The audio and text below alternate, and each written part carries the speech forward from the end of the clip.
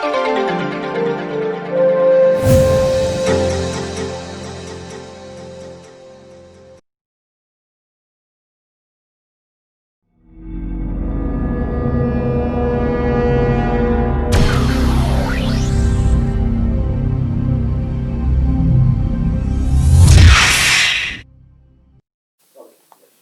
यीशु बच्चों, मैं sister Alphonsa Grecian SRA आप लोगों के साथ हूँ। आज हम अध्ययन करेंगे विश्वास शिक्षण प्रश्रृंखला के 11वें भाग पर, जो कि 11 और 12वीं कक्षा के लिए है। इस किताब में 2 भाग हैं। पहला है प्रभु यीशु और मैं, और दूसरा भाग है कलीसिया और मैं। आज हम पहले भाग के पहले अध्याय पर अध्ययन करेंगे। पहले अध्याय का नाम है मानव गरिमा। बच्चों, आखिर मानव गरिमा क्या है या मानव सम्मान क्या है? हर एक मनुष्य का अपना महत्व है, अपनी गरिमा है। आजकल हम देखते हैं समाचारों में, टीवी में और अखबारों में किस तरह की घटनाएं हम लोगों को देखने को मिलती हैं। सिर्फ नकारात्मक सोच, सकारात्मक सोच बहुत ही कम हम पढ़ते हैं और देखते हैं। जैसे कि महिलाओं का उत्पीड़न, बाल विवाह, मजदूरी, मजदूरों को वेतन न मिलना, इस प्रकार की अनेक नकारात्मक क्रियाएं हमारे समाज में होती जा रही हैं। इस बारे में आप लोगों की क्या सोच है? क्या आपने कभी सोचा है कि जिस मनुष्य के साथ ये होता है उस पर क्या गुजरती है?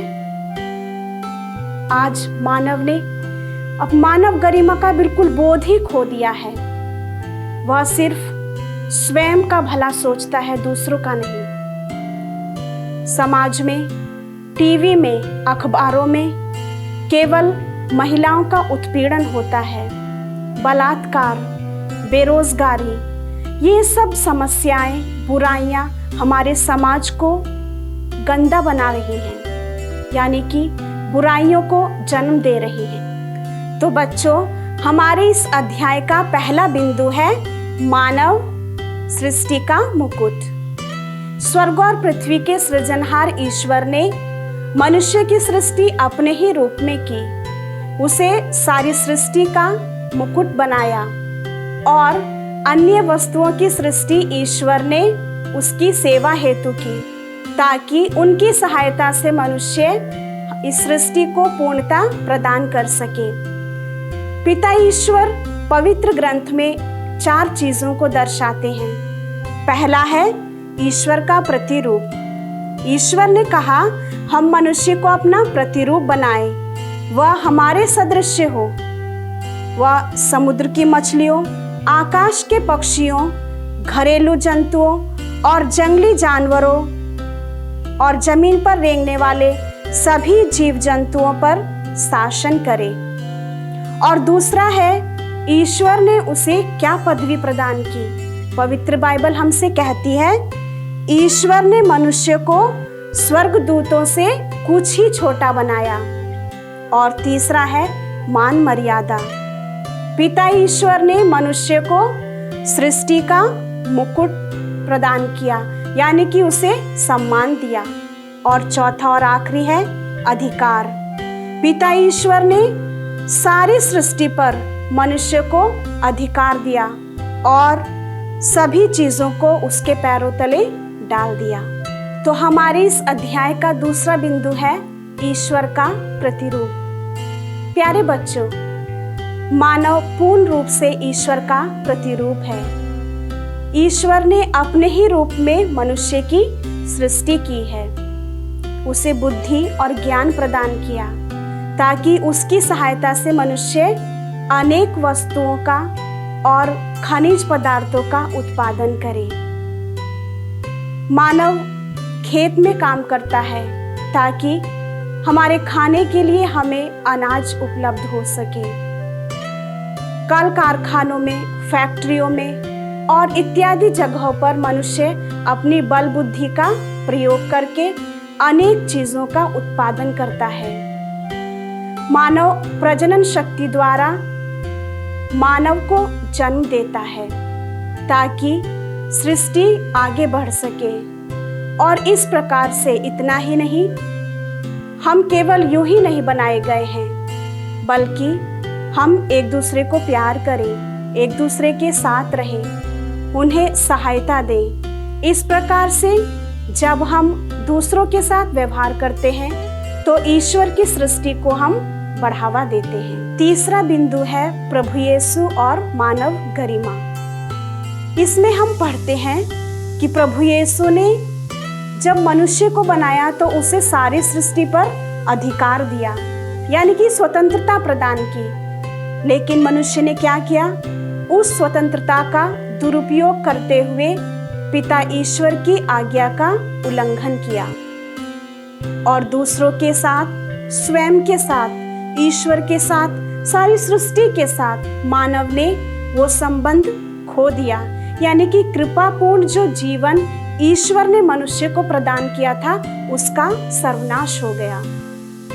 लेकिन इतना ही नहीं, पिता ईश्वर ने मानव जाति को फिर भी प्यार किया और इसको दर्शाने के लिए पिता ईश्वर ने अपने इकलौते पुत्र को यानी कि प्रभु यीशु को इस संसार में भेजा। तो प्रभु यीशु ने इस संसार में आकर प्यारे बच्चों क्या क्या किया? आप पवित्र बाइबल में पढ़ते हैं, प्रभु यीशु ने मानव को गिराने के लिए नहीं बल्कि उसके उत्थान के लिए कार्य किया। गरीबों के साथ रहे, दुखियों को उन्होंने प्रोत्साहन दिया, अंधे, लंगड़े, लूले और जो भी बीमार व्यक्ति थे उनको चंगाई प्रदान की। हर एक तरह से प्रभु यीशु ने मानव के उत्थान के लिए कार्य किया। इस प्रकार से प्रभु यीशु ने भी पिता ईश्वर के सृष्टि कार्य में अपना संपूर्ण योगदान दिया। हमारे इस अध्याय के चौथे और आखिरी बिंदु में हम पढ़ते हैं वर्तमान समय में परिप्रेक्ष्य और मानव गरिमा, यानी कि वर्तमान समय में मानव की क्या गरिमा है। जब पिता ईश्वर ने हम मनुष्य को अपना प्रतिरूप बनाया तो हम मनुष्य का भी कर्तव्य बनता है कि हम एक दूसरे को, अपने पड़ोसी को प्रोत्साहन दें, उन्हें आगे की ओर बढ़ाएं। आजकल समाज में बच्चों क्या होता है? हम एक दूसरे को नीचा दिखाते हैं, उन्हें हीन भावना से देखते हैं। अखबारों में, टीवी में और अन्य सभी जगहों पर हम क्या देखते हैं? महिलाओं के साथ छेड़छाड़ की जाती है। आतंकवाद आजकल इतना बढ़ रहा है कि हमारे देश को बहुत ही पथभ्रष्ट कर दिया है। धर्म के नाम पर मानव दूसरों से पैसा वसूलता है, दूसरों के धर्म का आदर नहीं करता है। हमें हर मानव को स्वतंत्रता देनी चाहिए कि वे स्वतंत्र रूप से अपने धर्म का, प्रार्थनाओं का पालन करते हुए समाज में पूर्ण स्वतंत्रता का जीवन जी सके। तो प्यारे बच्चों, हमें प्रेम, ईमानदारी, सहनशीलता के साथ दूसरों को बढ़ने के लिए मौका देना है, उन्हें प्रोत्साहन देना है, क्योंकि हमारे समान दूसरे भी ईश्वर की सृष्टि हैं। तो हमें सभी को एक साथ लेकर चलना है।